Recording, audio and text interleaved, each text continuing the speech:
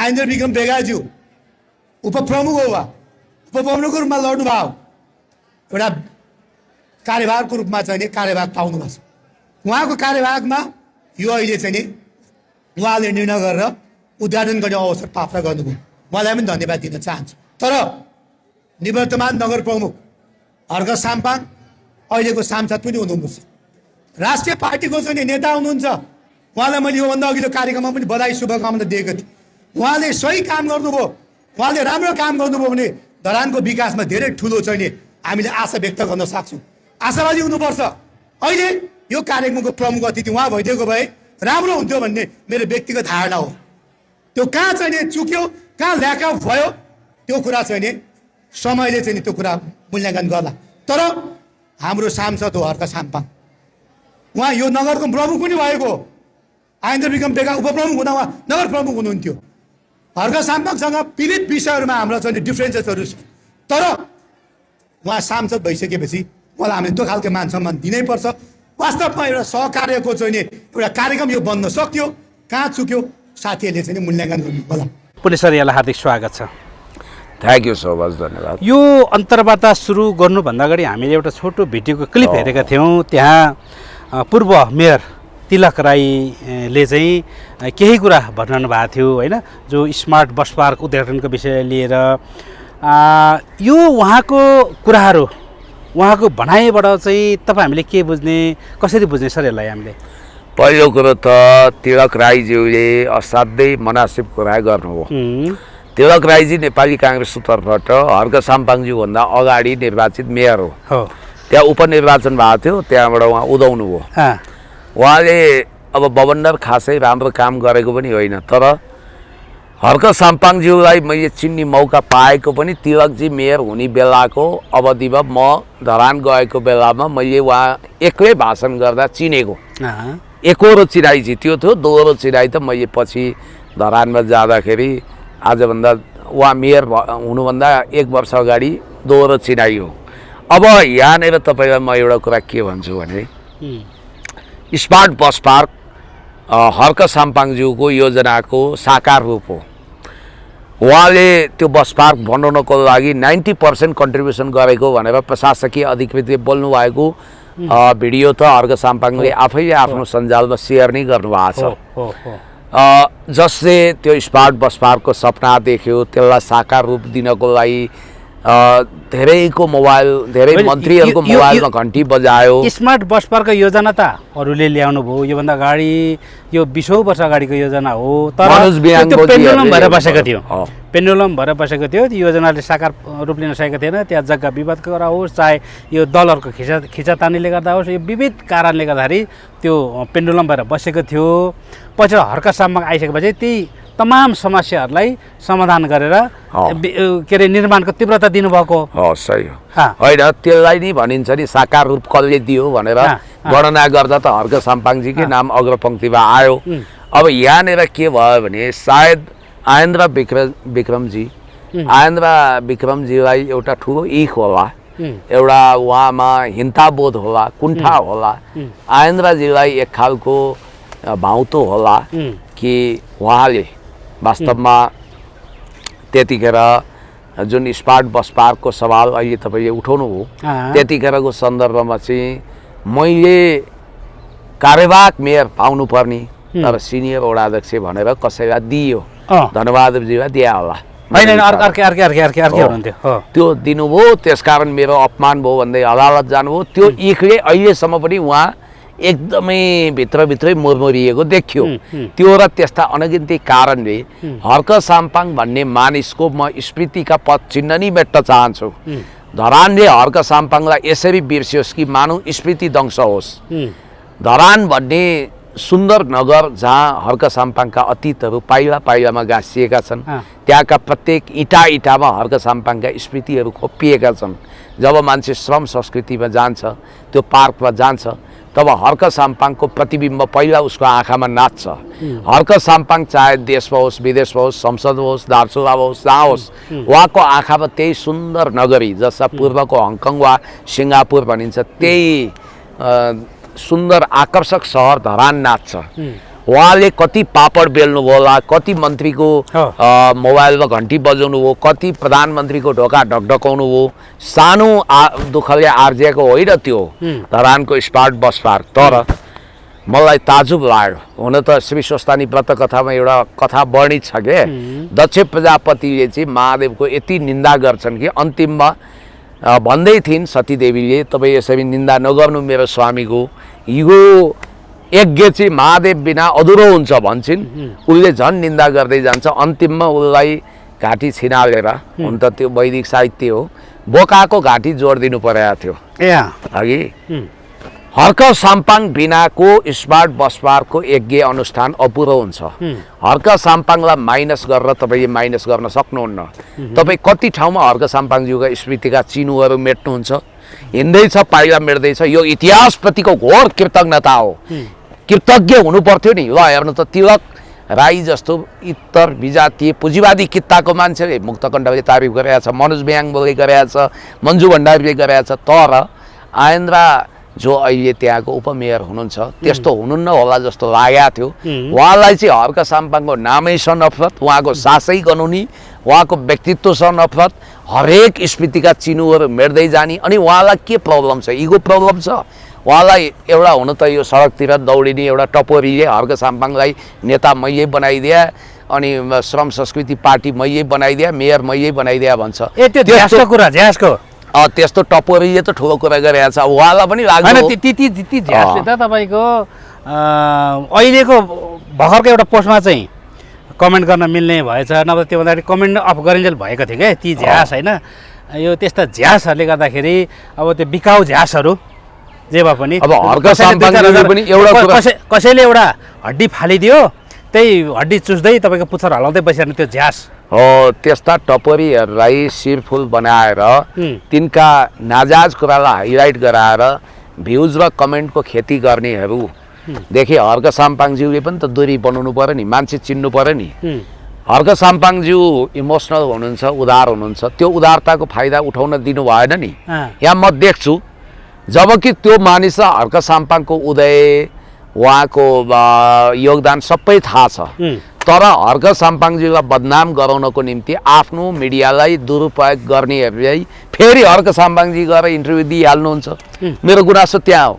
इन्द्र जिजीविसाज्यू जस्तो व्यक्ति हुन त खोजेको समयमा इन्द्र जिजीविसाको टेलिफोनको घन्टीलाई उहाँले रिङ मिस कल गयो भने नि उहाँले फर्काउनुहुन्छ। मलाई थाहा छ इन्द्र जिजीविसाजी जस्ता साथीभाइ, तपाईँहरू जस्तो सुनकोशी जस्तो साथीभाइहरू जसले दुःखमा साथ दिनुभएको छ, हामी जस्ता वक्ताहरू हो।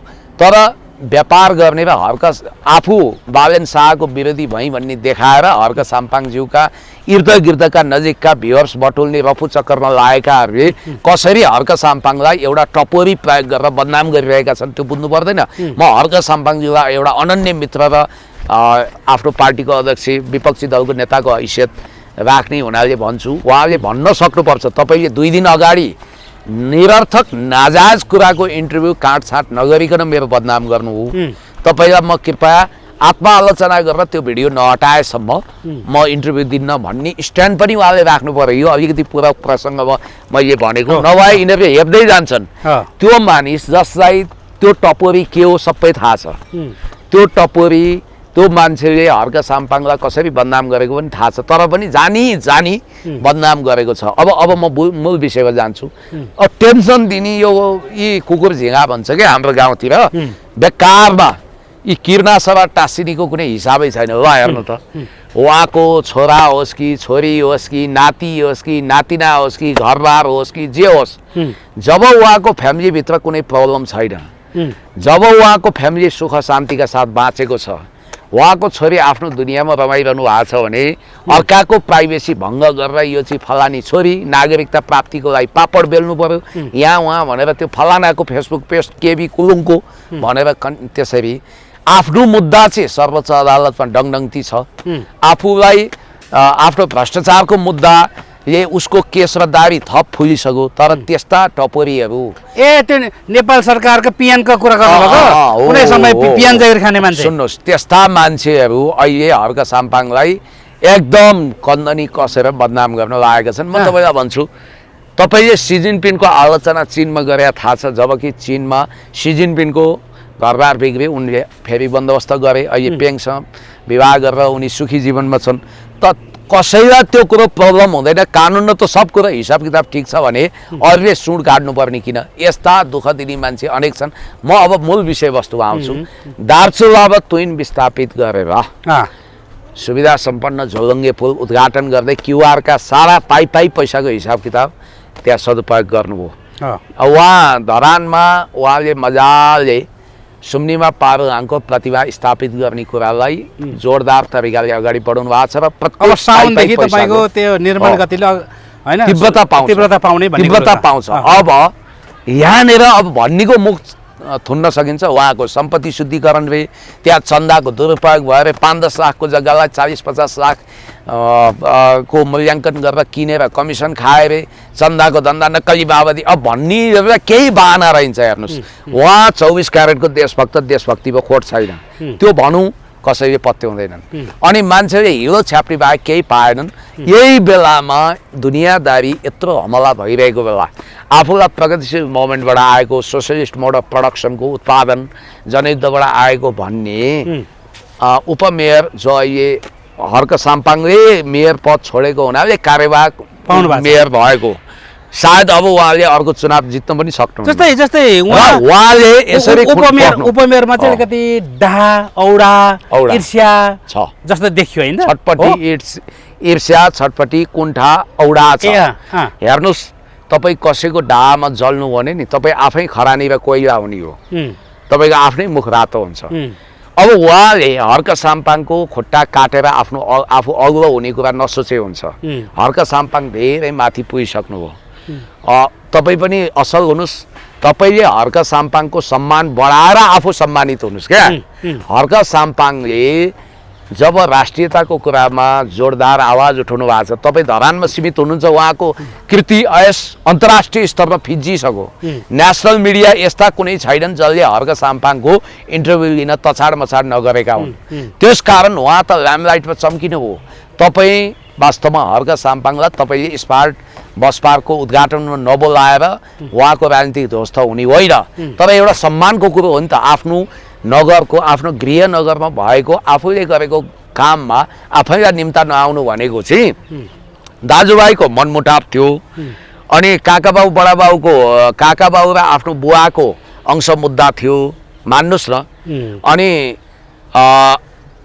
भनौँ एक हिसाबले भन्नुपर्दा आफ्नो दाइको छोरीको विवाहमा अंश मुद्दा पर्यो भन्दैमा भाइलाई निम्ता भएन भने के हुन्छ कति मन दुख्छ अंश मुद्दा अदालतको विषय हो तर एउटै आँगन जोडिएको दाइको छोरीको विवाह छ हेर्नुहोस् है आफ्नो भतिजीको विवाह छ काकालाई निम्ता गएन भने मरेतुल्य हुन्छ कि हुँदैन समाजमा मुख देखाउन लागेको हुन्छ कुरा त सानो होला कसैले विवाहको निम्ता गरोस् नगरोस् त्यस्तै हो आफ्नो आँगनमा आफ्नो गृह नगरमा आफूले स्मार्ट बनाएको सिटीमा आफ्नो पद चिन्ह खोपिएको सिटीमा हिजो आफ्नो मातहतमा उपमेयर भएर काम गरेको व्यक्तिले आज उहाँका स्मृतिका चिन्हहरू मेटाउने गरी त्यो सम्भव त कदापि छैन त्यो कृतज्ञताको जवाब छैन कृतज्ञता व्यक्त गर्नुपर्नेमा धन्यवाद ज्ञापन गर्नुपर्नेमा दोसल्ला ओढाउनु पर्नेमा छिछि दुरदुर गर्ने निम्तो नपठाउने वक्ता नबनाउने उहाँको सम्मानमा कमी ल्याउने उहाँको आत्मसम्मानमा ठेस पुर्याउने कामले भोलि हेर्नुहोस्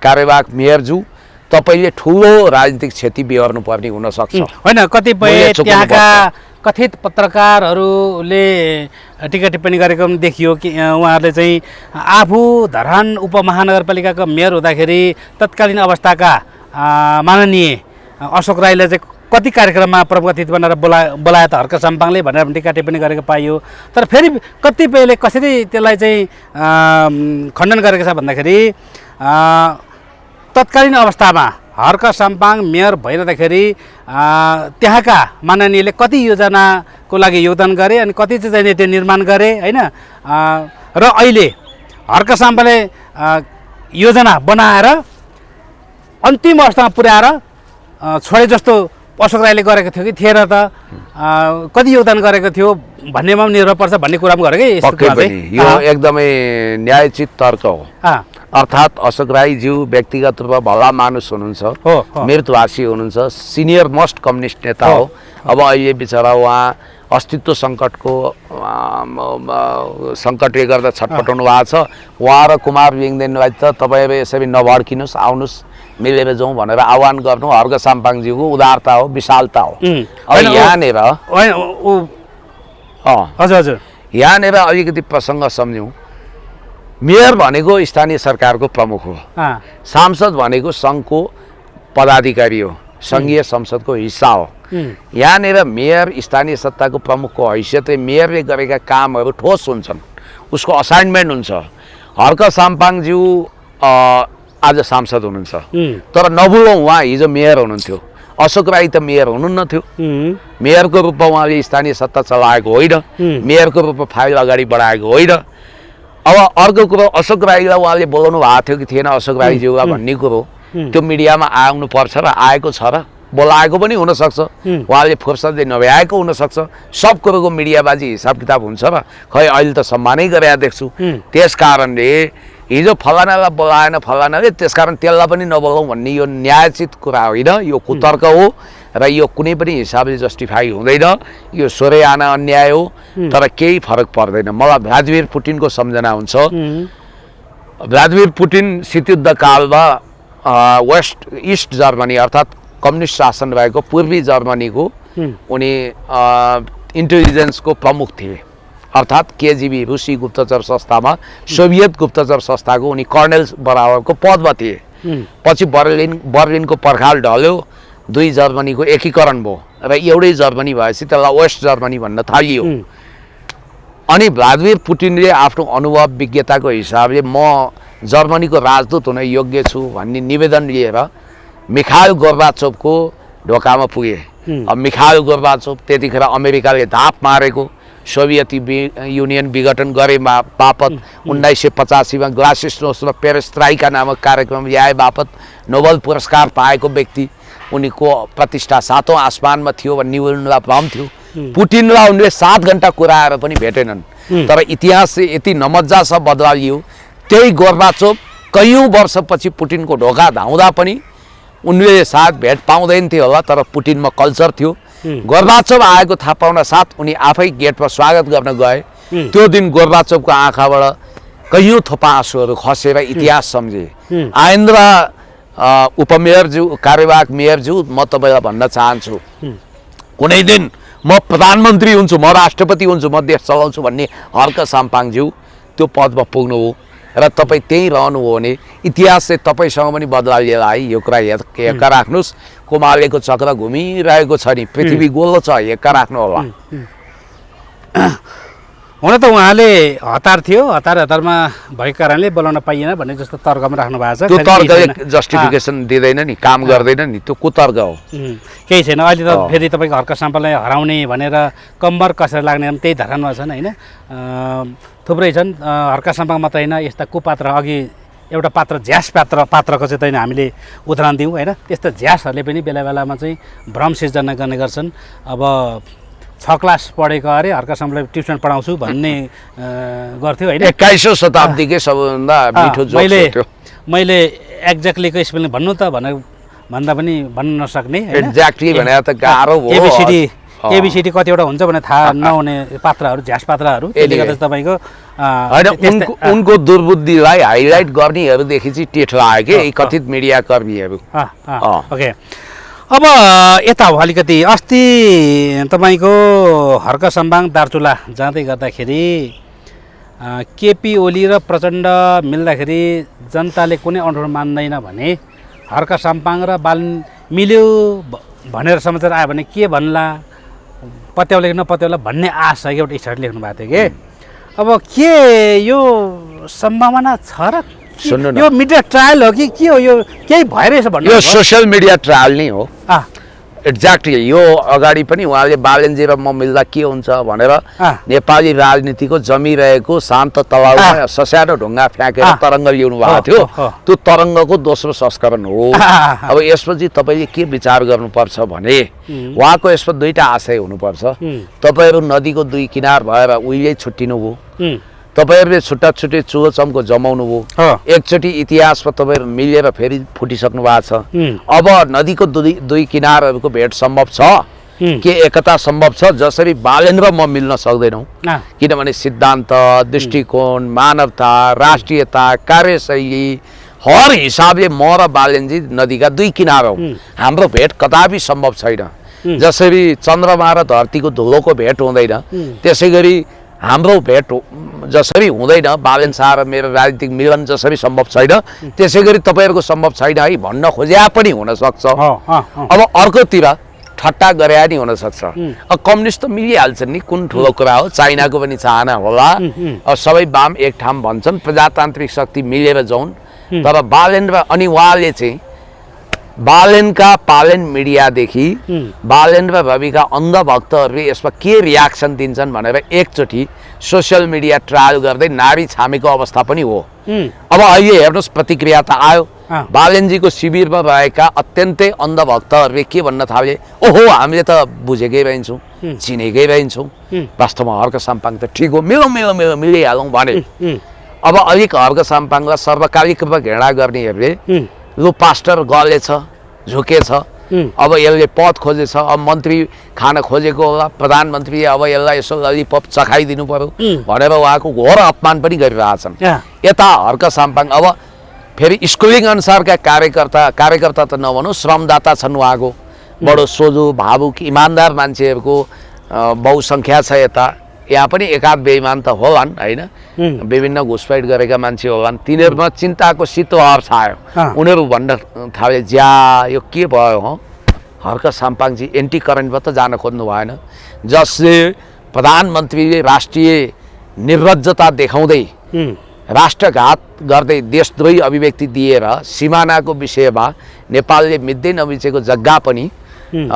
नेपालले मिचेको छ भारतको जग्गा मिचेको छ भनेर जसले घातक अभिव्यक्ति दिए बापत आजसम्म संसद अवरुद्ध गराएर प्रधानमन्त्रीले माफी माग्नुपर्छ भन्ने चट्टानी अडान राख्दै रासपाको सम्मेलन बहिष्कार गर्यो जसले सुकुम्बासी बस्तीमा मानवता विरोधी डोजर चल्दाखेरि सशक्त प्रतिकार गर्दै सुकुम्बासीको साथ दियो जसले सरकारका हर निन्दनीय कदमको भर्सना गरिरहेको छ जसले सरकारले बालबालिका प्रयोग गरेर 35,000 भन्दा बढी बालबालिका प्रयोग गरेर राजसभाको सदस्य बनाए बापत विद्यार्थी राजनीतिबाट बेदखल गर्ने म भनौँला पार्टी राजनीतिमा लगाए बापत घोर खण्डन गर्नुभयो जसले राजसभाका हरेक राष्ट्रघाती क्रियाकलाप संदिग्ध रहस्यमय क्रियाकलापको भडास कालो चिट्ठा खोल्नुभयो आज उहाँ नै हामीलाई बिचल्ली बनाएर हाम्रो स्कुलिङलाई बेवारिसे बनाएर केही सत्ता र कुर्सीको लोभमा ठुलो पार्टीको नेता हुने ध्याउण्डमा हामीलाई धोका दिएर त जानुहुन्न भनेर हामीलाई नै चिन्ता व्यक्त गर्दै कति श्रमदाताले फोन गरिरहेका छन्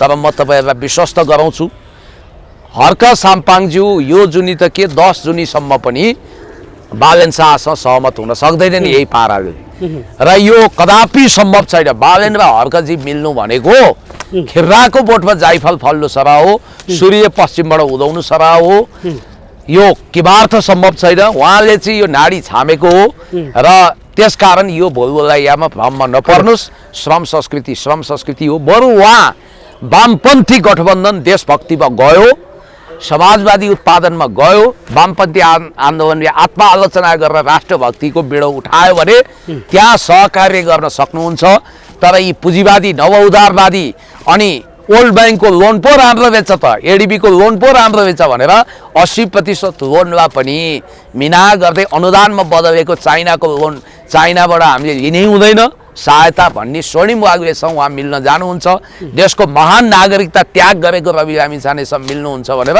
कसैले सपनामा नचिताए हुन्छ अहिले भर्खरै प्रसङ्ग आयो जसरी 18 वर्षभन्दा मुनिका 35,000 भन्दा बढी बालबालिकाहरूलाई चाहिँ जुन नेपालको संविधानले 18 वर्षभन्दा मुनिकालाई बालबालिकै मान्ने एउटा उ छ हैन प्रावधान छ र त्यही प्रावधानलाई टेकेर हेर्दाखेरि 35,000 भन्दा बढीलाई चाहिँ राष्ट्रपाले सदस्यता दिलायो अथवा कार्यकर्ता बनायो भन्ने कुरो आइरहेको थियो जुन निवर्तमान महामन्त्री बुर्लाकोटी कविन्द्र बुर्लाकोटी उहाँ बुर्लाकोटीजीले चाहिँ यो त्यो प्रतिवेदन दिनु यसलाई चाहिँ कसरी लिनुभएको त यहाँले अब यहाँ अलिकति कानुनी कुरामा पनि जाउँ है राष्ट्रिय स्वतन्त्र पार्टी राजसभाको सदस्यता अभिलेखमा 18 वर्षभन्दा कम उमेरका 35,257 जना सदस्य दर्ता भएको विवरण सार्वजनिक भएपछि पार्टीको सदस्यता व्यवस्थापन कानुनी अपचलन तथा बालबालिका संरक्षणको विषयमा गम्भीर कानुनी र राजनीतिक प्रश्न उठेको छ र अन्तर्राष्ट्रिय समुदायले समेत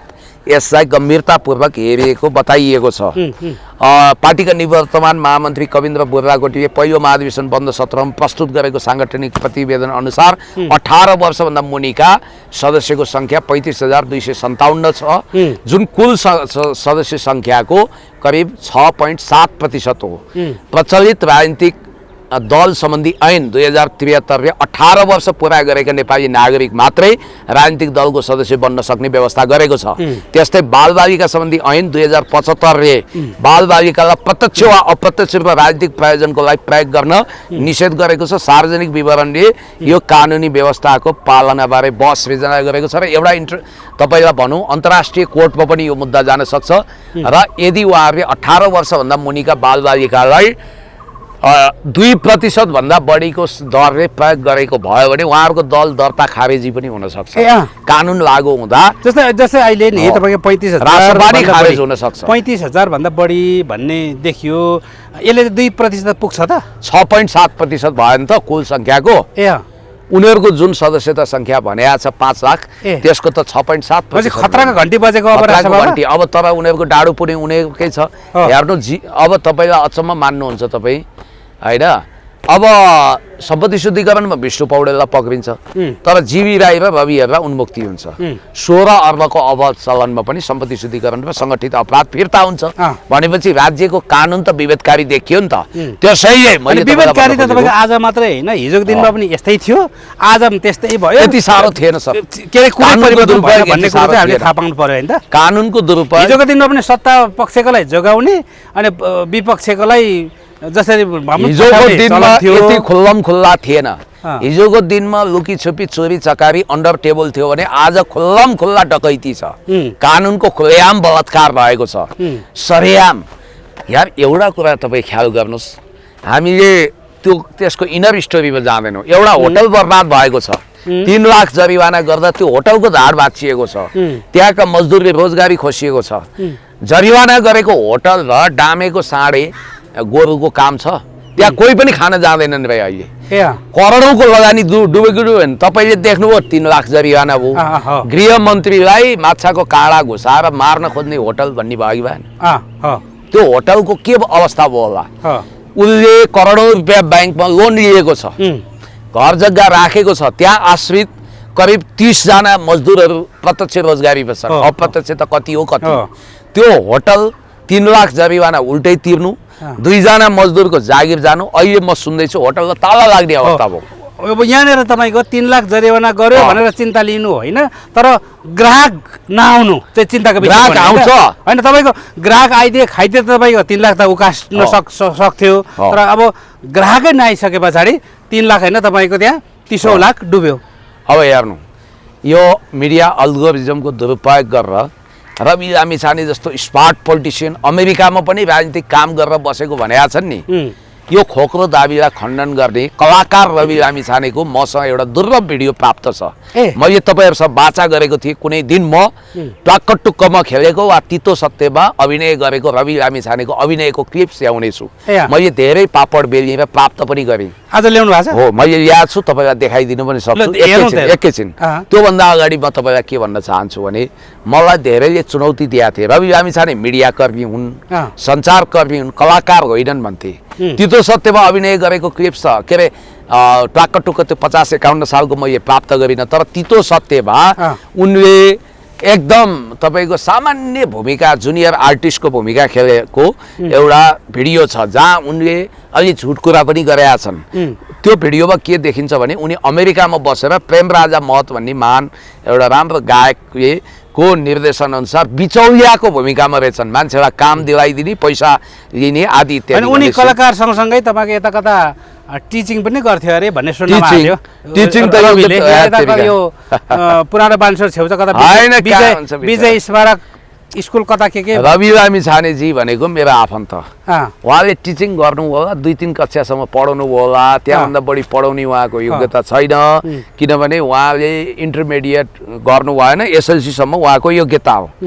अब गृहमन्त्री सुस्तामा सीमा मिचेर नेपाली रोइरहेका छन्, त्यहाँ नजानी एउटा मजदुरको एउटा होटल व्यवसायीको व्यवसाय नै धराप पारिदिने अनि गृहमन्त्रीले अनि गृहमन्त्रीले छड्के हानेर फाइदा के सुस्तामा जानुपर्ने होइन छड्के हान्न यहाँ नेपाली सीमा मिचिएको छ यहाँ खबरदार भन्न जानुपर्ने होइन हो त्यही नेपाली सीमा मिचिएकोमा रुवावासी गरेको कुरा विषयान्तर गर्न अब दरबार हत्याकाण्डको फाइल खोल्छु भने 1 महिना भयो 1 महिना हुन लाग्यो खोइ त केही छ स्टन्ट गर्ने जनता झुक्क्याउने जनता भनेको तपाईँले जता हिँडा त्यतै हिँड्छन् हो 2 महिना 4 महिना झिक्काउनु होला जर्ज बर्नार्ड शाहले एप्पल कार्डमा भनेको छ नि तपाईँले कसैलाई केही दिनको लागि बेवकुफ बनाउन सक्नुहुन्छ भ्रममा पार्नुहुन्छ तर सबैलाई सधैँको लागि झुक्काउन सक्नुहुन्न जुन दिन तपाईँको नाटकको पर्दा खुल्छ नि तपाईँ चरिनाङ्गो हुनुहुन्छ इम्पेरियर न्यू क्लोथको बादशाह ह्यान्स एन्डरसन क्रिस्चियनको इम्पेरियर न्यू क्लोथको बादशाह जस्तै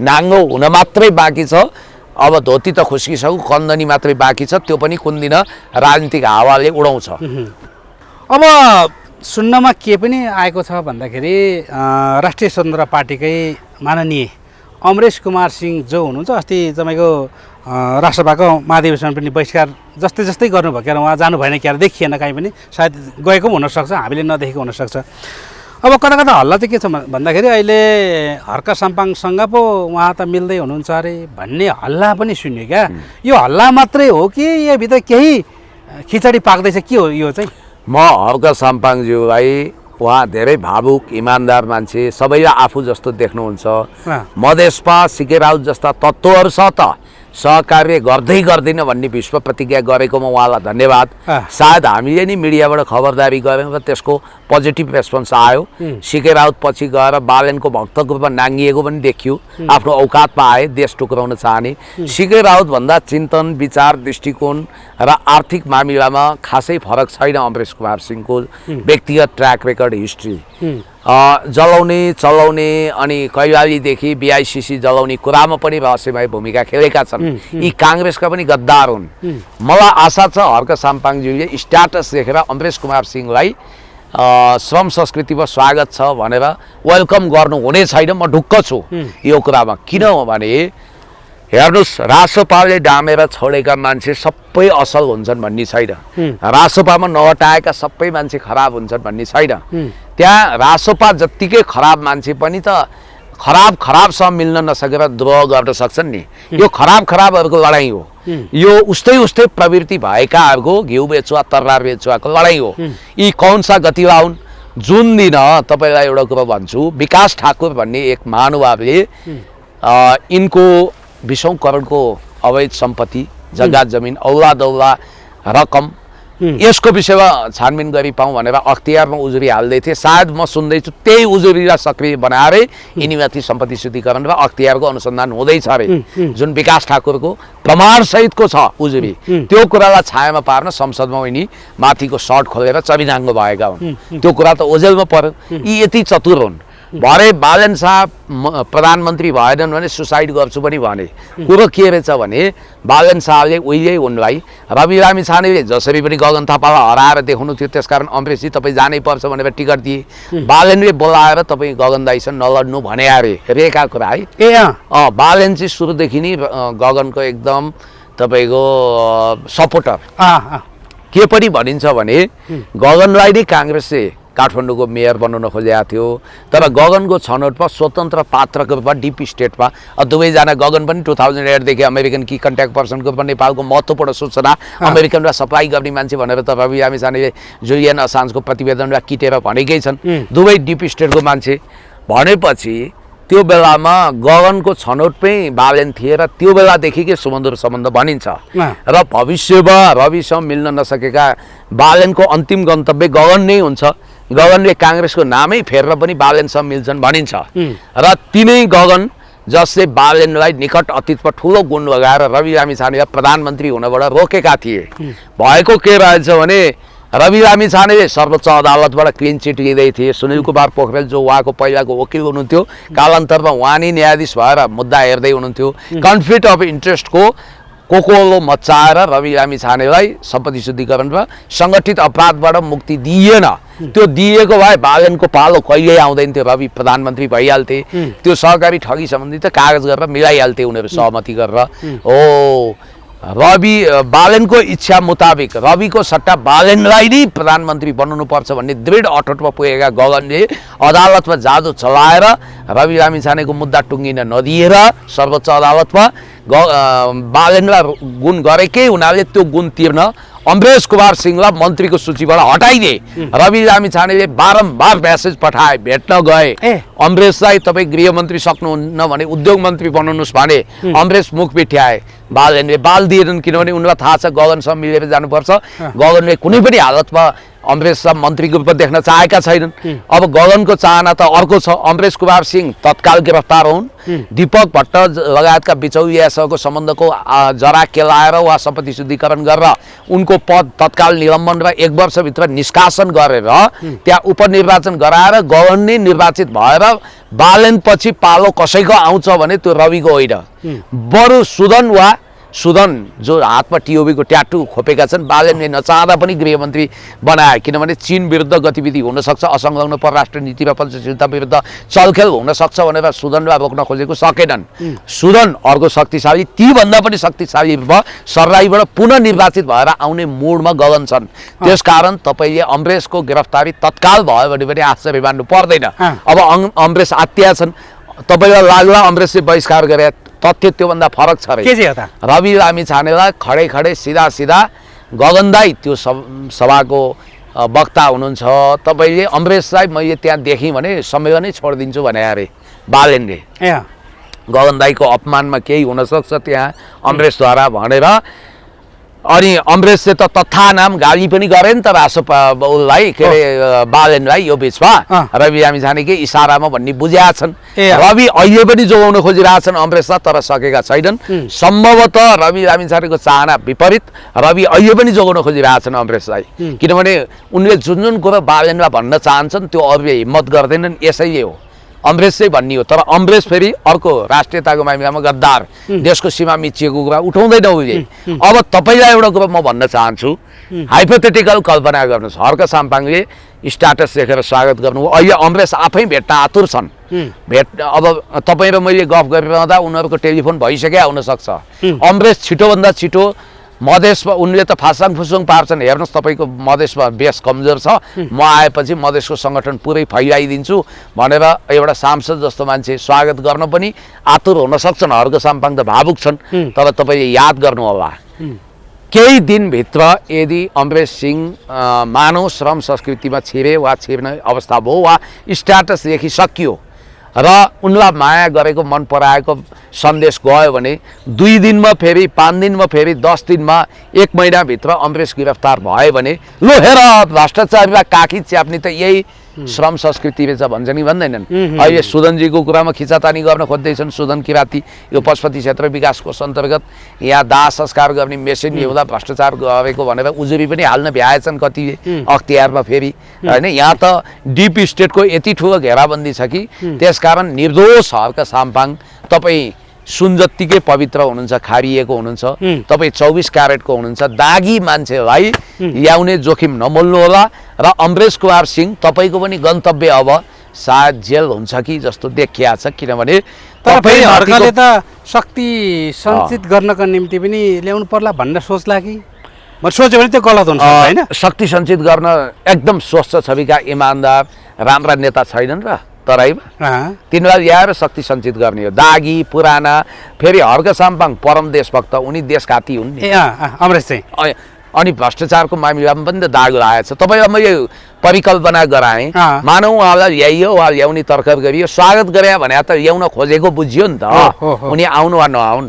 भोलि उनीहरूले त्यो ट्रोल बनाउँछन्, ल हेर हर्क साम्पाङले स्वागत गरेको मान्छेको त जेलमा स्वागत भनेर ट्रोल बनाइदियो, त्यो जोखिम मोल्नु हुँदैन। तर हिजोको दिनमा हर्क साम्पाङले त उनकै अलिकति कटु आलोचक मानिएको, प्रतिस्पर्धी मानिएको सरेन तामाङहरूलाई पनि प्रतिस्पर्धी यो माने कि मैले मेयर पद लड्दै गर्दाखेरिको उसलाई जोडेँ मैले। त्यतिखेर तपाईँहरू उहाँलाई पनि त पछिबाट त स्वागत छ भन्नुभयो त्यो हिसाबले फरक छ भनिहाल्ला नि कि त। कहाँ सरिन तामाङ भनेको लोकल लेभलको लिडर, उहाँ सांसद मन्त्री भएर पदको दुरुपयोग गरेका छैन, अखुत कमाएको भन्ने प्रमाण छैन, उहाँले देशको सूचना विदेशीलाई दिएको भन्ने छैन, उहाँलाई कुनै पनि हालतमा कानुनी रूपमा समाएर कारबाही गर्ने अवस्था छैन। सरिन भनेको एउटा हो छुच्ची हुनुहुन्छ होला, अलिकति राजनीतिक नबुझेको होइन, हिजो रवि लामिछानेको लागि हल्ला खल्ला गरेको व्यक्ति होला, तर कहाँ अमरेश कुमार सिंह भनेको धेरै दाग लागेको धेरै विवादित व्यक्ति हो, तुलना गर्नु हुँदैन। त्यो त तपाईँको चक्रे मिलन दीपक मनाङ्गे आए पनि यही भइगयो नि, यिनी नै हो भने उनीहरू पनि चर्चित छन्, यिनी नाउँमा जल्ला पनि लिन सकिँदैन नि त। भारतमा अहिले एउटा इन्काउन्टर भयो, एउटा अप्रासङ्गिक कुरो, त्यो भरत तिवारी भन्नेको पुरा हङ्गामा मचिया छ मिडियामा। पुरा अहिले इन्डियन मिडिया खोल्नुभयो भने मन्त्री प्रधानमन्त्री सलमान शाहरुख अक्षय जम्मै छायामा छन्। त्यहाँ सारा कुरा भरत तिवारी र भगत सिंहसँग तुलना गरेर हङ्गामा छ। भएछ के भने उसले उसको आफ्नै इन्काउन्टरको लाइभ गराएको छ। अहिले भरत तिवारी इन्काउन्टर भनेर टाइप गर्नु भने युट्युबमा छ्यास्ती छ, फेसबुकमा छ्यास्ती छ। म भन्दैछु लाइभ भने कति प्रभावकारी हुन्छ, हरेक मसिना कुरा आउँछ। उसले पनि हातमा पिस्तोल ल्याएर छ, तर उसले सरेन्डर गर्यो, उसले पिस्तोल दियो होइन, तर पिस्तोल दिएपछि ड्याङ ड्याङ ड्याङ ड्याङ यहाँ म देखाइदिन्थेँ, कपिराइट लाग्ने हुनाले देखाइनँ। 5 गोलीको आवाज सुनिन्छ लाइभ भइरहेको लाइभमै। भने त्यो प्रसङ्ग मैले किन ल्याएको भने नेपालमा यस्ता खतरनाक मान्छे छन् जसको नेक्सिस अन्डरवर्ल्डमा पनि हुनसक्छ है। मान्छे बुझेर चिनेर जाँचेर नापेर, अब एउटा तपाईँको कहाँको टपोरी कहाँको अहिले गहिरे भइरहेर ल्याउँदा त यत्रो बदनाम गर्यो। ल्याउन सजिलो छ, खान हँसिया निल्न पनि बरु सजिलो होला, टोइलेट बस्दा के होला भने जस्तो यस्ता जोखिमपूर्ण मान्छे जसलाई ल्याइयो भने भोलि पार्टीलाई गम्भीर क्षति पुर्याउन सक्छन्, निल्नु न ओखल्नु बनाउँछ, घाँटीको अड्किएको हाड साबित हुन्छन्। त्यसकारण अमरेश सिंहलाई टाटा बाई बाई गर्नु नि जाति। ओके, अन्तिममा सर केही छ छुटेका केही विषयहरू? मलाई त छुटे जस्तो लाग्दैन, तैपनि तपाईँले समग्र चित्र खेच्नुभयो। देश एउटा गम्भीर सङ्कटमा छ। अब आर्थिक हिसाबले हेर्दा 5 खरब बराबरको ठुलो नोक्सानी नेपालीहरूले 5 खरब बराबरको नोक्सानी सेयर मार्केटमा बिहोरे, अर्थतन्त्र धाराशायी छ। र हिमाल खबरमा यो सारा कुराहरू अहिले समेटेर फिचर स्टोरी पनि आएको छ। र तपाईँलाई यति भनौँ कि देश टाटपल्टिएको घोषणा हुन मात्रै बाँकी छ, बजेट कार्यान्वयनमा जाँदै छैन, पुरै फेल्ड स्टेटमा गएको छ। नेपाल डिप स्टेटको सुरुङमा छिर्यो। केही मान्छेको गिरफ्तारी भनेको देशको प्रगति होइन, त्यो देश कहिल्यै बन्न सक्दैन जुन देशमा प्रतिशोध र बदलाको राजनीति हुन्छ। प्रतिस्पर्धाको राजनीति हुनुपर्छ, स्वस्थ प्रतिस्पर्धा, विकासको राजनीति हुनुपर्छ, सुशासनको राजनीति हुनुपर्छ, क्षमादान गर्न मिल्ने ठाउँमा क्षमादान गर्नुपर्छ, दण्ड दिने ठाउँमा दण्ड दिनुपर्छ। अपराध र भ्रष्टाचार विरुद्ध शून्य सहनशीलता अपनाउँदै खाली कल्ला गिरफ्तार गर्ने, फलानालाई समाउने, ए बाबा गिरफ्तारै गर्ने हो भने भोलि हर्क साम्पाङज्यू हामी सत्तामा आउँदा के यो क्याबिनेटको 1 जना मन्त्री बच्छन् भन्ने तपाईँलाई लाग्छ? यो आधी संसद खाली हुन्छ। सिंहदर राज जगाउने को हुन्, बिआइसिसी जगाउने को हुन्, बिना व्यवसाय 35 करोड कमाउने को हुन्, भ्रष्ट कर्मचारी जसले जिन्दगीभरि ब्याङ्कमा जागिरै भएर कमाएको पैसाले 3 कोठा 4 कोठाको घर बन्दैन, त्योसँग आज 25-30 करोडको सम्पत्ति छ। त्यसको स्रोत खोज्ने हो भने खुद प्रधानमन्त्रीदेखि सबैको सम्पत्ति शुद्धिकरण गर्ने हो भने को बच्छन् त? अब के हामी अनन्तकालसम्म द्वन्द्व प्रतिशोध हिंसामा जाने? देङ स्याओपिङ लेक्वान युले के भने प्रतिशोध र बदलामा नजाउँ। जस्तो माओ त्से-तुङबाट त्यो ग्याङ अफ 4 भन्ने थियो, त्यसबाट झन्डै मारिएको मान्छे हो नि देङ स्याओपिङ। देङ स्याओपिङले के भने बदलामा गयो भने देश विकास गर्ने फुर्सद हुँदैन, बदलालाई छाड, मिलेर जानुपर्छ भने। अहिले के शेरबहादुर देउवा केपी ओली यो देशको दुश्मन विदेशी एजेन्ट हो? उहाँलाई ठिक छ तपाईँले राजनीतिक प्रतिस्पर्धा गर्नुहोस्, दरकिनार गर्नुभयो, तर खाली बदला प्रतिशोधमा जाँदा देश अल्झिन्छ क्या, बल्झिन्छ। त्यो भएर देशले समाउनु पर्ने विकासको लय र गति पक्रिएन, देश अनन्त द्वन्द्वमा जाने छाटकाट देखियो। डिप स्टेटले त्यही चाहेको छ, त्यो नहोस्। हर्क साम्पाङले अपनाएको शान्ति मैत्री नीति र वामपन्थी गठबन्धनले देखेको सपना, विद्या भण्डारीको नेतृत्वमा सबै वामपन्थी प्रगतिशील देशभक्त एक ठाउँमा आउने भनेको छ। म चाहन्छु कि रूपान्तरणसहित आएको वामपन्थी गठबन्धन देश र जनताको पक्षमा अब आफूलाई सुधार्दै रूपान्तरण गर्दै देशभक्तिको पक्षमा वज्र ठिङ्गा भएर उभियो भने बरु हर्क साम्पाङको सहकार्य है, पार्टी एकता भन्दिनँ, त्यहाँ हुनसक्छ र त्यो सहकार्यले उहाँलाई कहाँ अन्ततगत फाइदा दिलाउँछ भने यो सहकार्य अन्तर्गत आन्दोलन भयो भने नि युवा प्रतिभाको रूपमा उहाँले म प्रधानमन्त्री हुन्छु भन्नुभएको छ, उहाँको सपना साकार हुन्छ। भोलि सङ्ख्याबलको आधारमा रासोपाको एकाथरी सांसदहरूले अथवा तपाईँको नेकपा एमालेकै सांसदहरूले, काङ्ग्रेसका सांसदहरूले पनि यत्तिको जाजल्यमान युवा प्रतिभालाई प्रधानमन्त्री बनाउन भनेर ट्रायल गर्न सक्छन्। यो सम्भावनातिर उहाँले दृष्टिगोचर गर्नुपर्छ। हर्क साम्पाङज्यूले। Thank you sir. धन्यवाद।